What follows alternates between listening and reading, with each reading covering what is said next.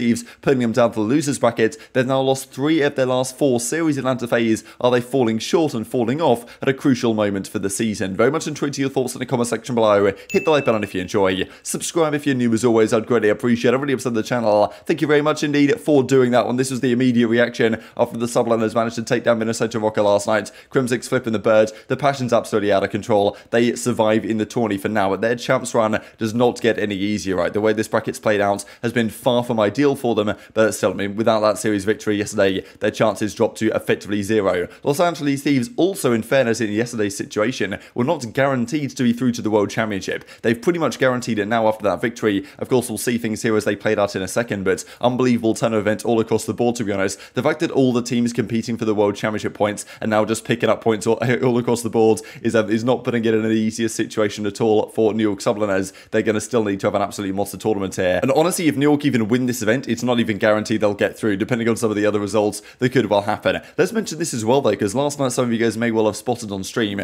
that Prime Gaming, Amazon Prime, Twitch Prime was sponsoring the broadcast, right? There are a few graphics where Prime Gaming was appearing. Thought it was interesting if they've signed a deal like this, which, I mean, I'm guessing they have, if these type of graphics are on the broadcast, because, I mean, I'm pretty sure Prime Gaming also sponsors the Valorant side, and Valorant do not have, like, an exclusivity deal with where it's streamed. It'd be very strange if the CDL were going to sign this deal with Prime Gaming, and then just a few months later re-sign the exclusivity deal with YouTube for the next few seasons, as it's been for the last couple of years. Pretty sure that YouTube exclusivity deal comes to an end after the end of this season, and therefore people are hoping will either go back to Twitch, or what I think is the ideal world is have no exclusivity and have Twitch and YouTube as the Valorant side does. So that would be, I think, great to see. This might be a sign of things to come there. I'm sure like the CDL wants the money from the YouTube deal to happen again from Twitch, even though I'm not sure Twitch quite have the pockets for that. So the CDL certainly have to think about that one, but in terms of actually growing the scene, getting on Twitch, getting back on Twitch is probably what they need to be thinking about. This might be a sign that they're looking to do something along those lines rather soon. Crim, of course, I mean, look at this, right? He tries to take the pants off right here. Doesn't work out for me. Practice so much, and in the end of the day, he still gets it wrong. Still wins the series, though, so I guess that's okay. He actually took a picture here with Crim7 as well of the crowd after their series, which I thought was pretty fantastic as well. But let's talk this Los Angeles Thieves series, right? And before we get to that,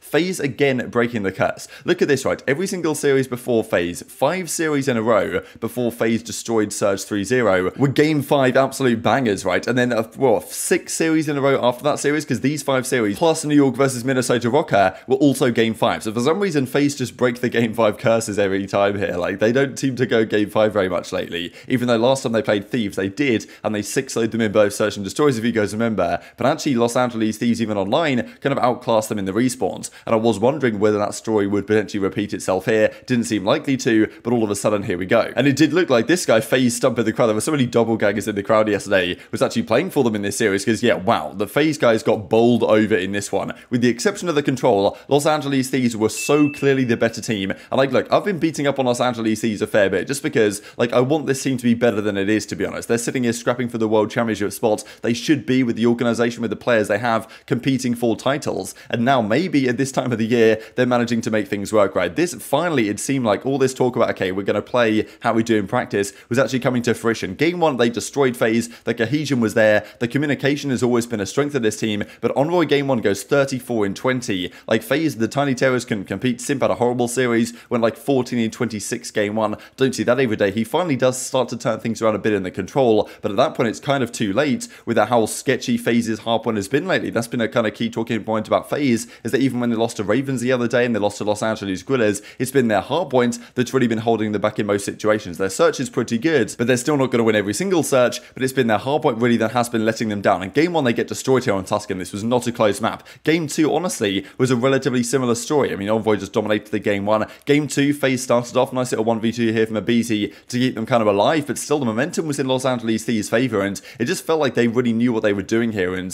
their composure was much better, I thought, Thieves. Like, they had situations like this, they get 1v2'd, but still they bounce back win the next round, with the next couple of rounds, take a pretty substantial advantage. I think it was a 4-1 advantage they had here in this Search and Destroy, close it out as well. Actually, this was the round to get them to the 4-1, a nice little like 1v2 here kind of situation here from Kenny, where it was kind of a 1v2. His teammate was defusing the bomb, gets a couple of kills, drops the crispy YY to help the teammate win the round, and in the end it's 6-2 for Los Angeles Thieves. Like, another dominant Search and Destroy. This is crazy, right? Because, I mean, look, the guys have obviously been putting in a lot of work on this, because just the other day, they didn't win a single round in Search and Destroy over 2 maps against FaZe. Now they won 6 in 1 game without barely conceding any at all. So this, like, honestly shows shows that, okay, yes, Thieves have improved, but FaZe are not playing quite as well as they need to, right? And that's the thing. I'm not really sure what happened to FaZe this series, but they honestly looked so flat. They played like awful compared to where they should be. Even the individuals on the team didn't particularly show up. Cellium, like, you know, he's always going to be okay, but this series was probably one of his worst in a very long period of time. Simp as well had a bit of a shocker. aBeZy, like, generally, it's been aBeZy and Arctics that haven't been performing great. It's been Simp and Cell that have been carrying them through series, and then you come up against a Thieves team that obviously is very good on LAN anyway, generally so far this season. They're all playing to their level, and FaZe just got pretty much blown out of the water. Like, the control goes in their way. I mean, it was a classic game 5 or round 5 Tuscan. Defense, defense, defense all across the board. But again, in terms of the respawn gameplay and the hardpoints, Thieves just completely demolished them in this final hardpoint, right? I mean, 250 to 170 is not an absolute demolition job, but it's not too far off, to be honest. When you think about how difficult it is to, you know, put 250 points past FaZe at the best of times, and you're effectively, well, restricting them to significantly less than 200 points in 2 hardpoints in a row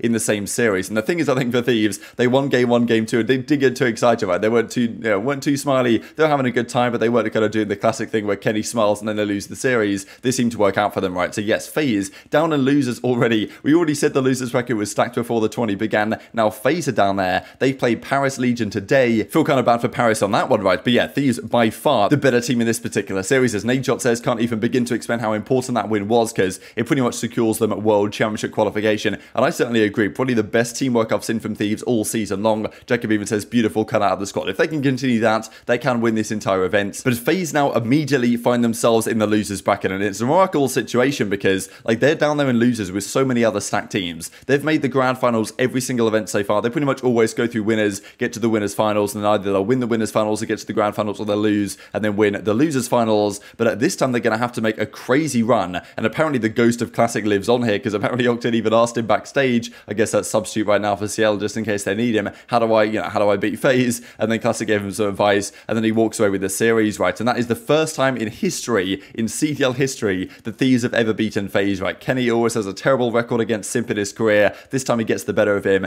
and yeah, that's the first time ever in the last couple of seasons that Thieves have ever beaten them, right? It was a big talking point last year that Thieves would keep making changes. They would lose to FaZe and then decide, okay, we can't beat the best team, let's make another change. And this season they've made no changes at all and go from not beating FaZe to actually making it happen, right? So maybe this kind of a, you know, genius philosophy of not making any moves this season, despite potentially moves being there on the table, is actually going to work out for Thieves. And they did this kind of on SMG maps. So we'll see how Thieves go. The rest of the tournament was just kind of like a one-off for them, but on LAN they've generally been rather good. Every single major, I'm pretty sure, I think major 1 they came top 8, major 2 top 6, major 3 top 4. Does that mean major 4 top 2, and then the World Championship they win the entire thing? Who knows? It seems unlikely, but it's certainly possible, right? And here we go. Thieves dominated the slaying. Arctics 0.69 KD. That's not pretty. aBeZy selling him at a 1.08, but I mean, still probably one of his least impactful series in a while. Like, the 2 tiny terrors got destroyed on the balance of play by Kenny and Octane on the other side of things, or Kenny and Envoy, sorry. And Octane individually, I think, has stepped to his level massively lately. He was a monster in the control, despite losing it at the end of the day. So yeah, great performance from Thieves. They're looking like a force right now, certainly. Even online, they were looking pretty good, and on LAN, they're generally better. But the key talking point here is FaZe, right? The #1 team in the game or whatever, now down there in the losers bracket immediately, and their bracket is not going to be particularly easy. I'll show a couple of clips here from Kenny, especially, really talk about what it took to win this series. Honestly, it was some of the best COD we played as a unit.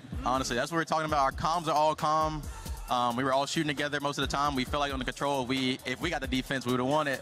But overall, I mean, I'm excited because we played some pretty perfect CODs.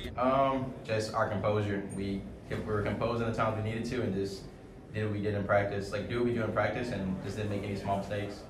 Yeah, that's something we've been working on a lot in practice, just shooting together and making sure that, you know, you're never challenged by yourself, and like we did that almost perfect today. So but look at this recent performance here from Atlanta FaZe, right? How often do you see, like, we can even see at Major 3, the loss versus Seattle twice, then they come into the Major 4 qualifiers, go 2-0, then lose to LAG, then lose to London, beat Seattle, a struggling Seattle, and then lose to Thieves, right? They've lost 3 of their last 4 series, FaZe, and individually in the last few maps, like we see Arctics with a 0.87, aBeZy with a 0.87 in terms of hard points. Like, okay, yeah, their control's been alright, their search and destroy's been alright, but their hard point apart from Cell having a 1.2 has not been particularly impressive at all. And aBeZy with way lower engagements with 10 minutes than even Simp, which is certainly a massive surprise, and kills for 10 minutes as well. So yeah, these guys honestly have not been particularly impactful lately, and honestly, they've got to turn it around massively, because this losers run is difficult. Only one of the teams in losers has any chance to get beyond top 4. That's just the way the bracket works. As Simp goes, played the worst series they've ever played, got to pull off the mega losers run. Teams have done it. Los Angeles Guerrillas did it at Major 2, literally in losers round 1, after I think losing to Boston, made the run to winning the entire thing. But, you know, FaZe, you can never really count them out. But certainly right now, the way they're playing, you wouldn't be surprised if they fall short, you know, top 6 or something, just because the talent down there is absolutely stacked. But they should get a relatively easy start here in the bracket because they do play Paris Legion first up. 2-22 for Paris, like at 7 Game 5 losses this season. If they take FaZe Game 5, you've got to respect it, because even if they do, you'd imagine it's not going to go too well. And Donny Temp, after thinking he might play Los Angeles Thieves, has to play FaZe in losers round 1. So yes, not the ideal scenario for them at all. And look at this losers bracket, right? We've got FaZe, we've got Optic, we've got Surge, Los Angeles Guerrillas, Ravens, all very solid squads on their day, joined by the Paris Legion, right? But look at this losers bracket already. It's absolutely ridiculous. The day one of the tourney is here, and this is our losers bracket. And honestly, there's even more teams than just this. We'll see it here in just a second. The other side of things, of course, is the winners bracket. Like not the winners bracket I predicted.